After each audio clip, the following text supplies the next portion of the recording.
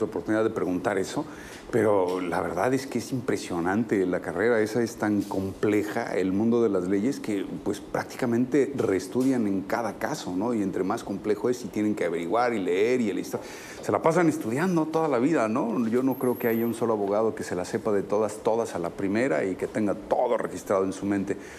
Al menos de los que yo conozco, son bastante concienzudos y muy meticulosos en cada uno de sus casos. De hecho, ¿qué tal si le preguntamos, Oscar, ¿cómo estás? Bienvenido. Javier, muy bien, encantado, muchas gracias. Sí, efectivamente, pues es que mira, las leyes obviamente son libros de consulta. Es muy complicado que te aprendas un código de memoria, ¿no? Una ley de memoria. Normalmente tienes una idea del área, muchas cosas las conocerás de memoria, sabes la práctica, pero en cada caso tienes que consultar de nueva cuenta, cada caso es distinto y hay que estar repasando constantemente. Además que las leyes se están actualizando. Claro, constantemente, ¿no? Reformas y reformas.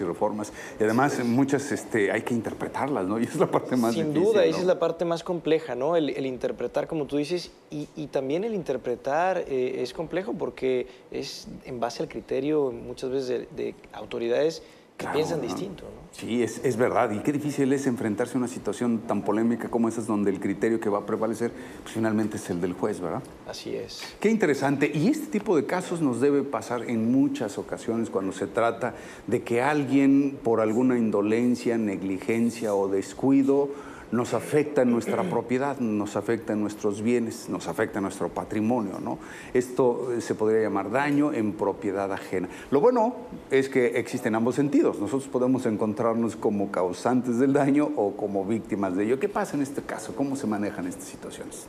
Javier, mira, este es un delito que se puede dar de una manera muy común, nos puede suceder a cualquiera. A veces podemos pensar que no somos una persona obviamente mala, que vaya a causar algún acto que esté penado por la ley, que por tanto nunca nos vamos a ver involucrados en un delito o algo que tenga que ver con el Ministerio Público. Sin embargo, este delito de daño en propiedad ajena nos puede suceder a ti, a mí y a cualquiera. Y el ejemplo más común es, por ejemplo, un accidente de vehículos, ¿no?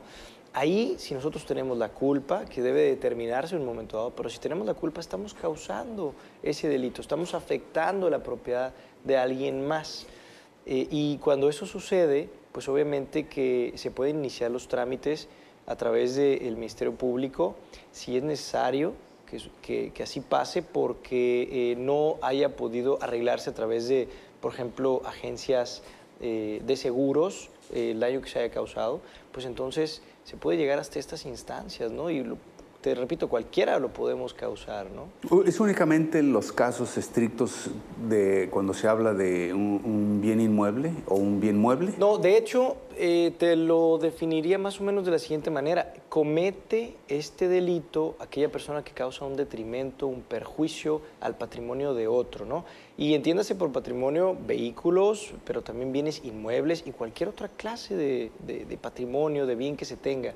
Si tú me causas un perjuicio, estás cometiendo el delito de daño en propiedad ajena. Entonces puede ser investigado, perseguido y castigado por eso, ¿no? Cuando alguien comete, es decir, por una negligencia o por un incumplimiento de algún contrato, aunque fuera verbal, ¿te afecta a ti en la capacidad de generar un ingreso, de haber hecho un trabajo o de haber recibido tu emolumento? ¿Entra en ese rubro? No, ese sería un daño meramente civil. Perfecto. Aquí estaríamos hablando más bien de un daño punible, de un daño que se persigue vía penal. Los daños que tengan que ver con contratos son meramente civiles, entonces no causarían una consecuencia de privación de la libertad o algo por el estilo, ¿no?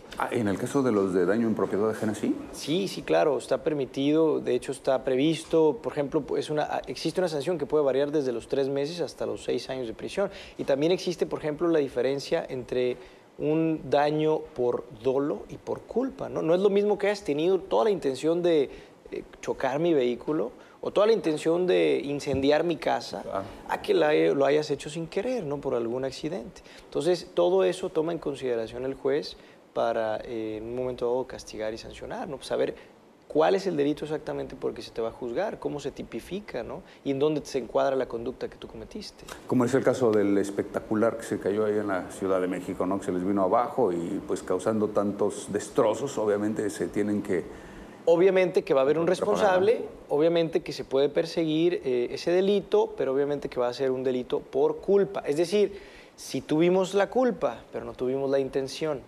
Entonces ahí es la diferencia entre culpa y dolo. Necesariamente vamos a ser responsables, ¿no? Pero ¿tenía yo la intención o no la tenía? ¿Quería causar un daño o no lo quería, ¿no? Y ahí es donde el juez toma la diferencia para ver cómo va a encuadrar tu conducta y hasta dónde va a incurrir tu sanción, ¿no? Perfecto, muy bien. Ya no tenemos tenido una pregunta del público, pero bueno, entonces para la próxima, ¿no? Claro. Señora, discúlpeme, se nos fue el tiempo aquí, pero le prometo que para la próxima empezamos con su pregunta. ¿Le parece muy bien? ¿De acuerdo? Claro, Oscar, sí, te agradecemos muchísimo tu visita. Por favor, danos tu número de contacto. Al contrario, con mucho gusto. Es el 324-5258, 324-5258. Díaz Gómez y Asociados es el despacho. Llámenos, nuestras consultas no generan ningún costo, Javier. Muchísimas gracias. Amigos de Como Cada Mañana, es una pausa muy breve la que tenemos. Regresamos con más. No se mueva.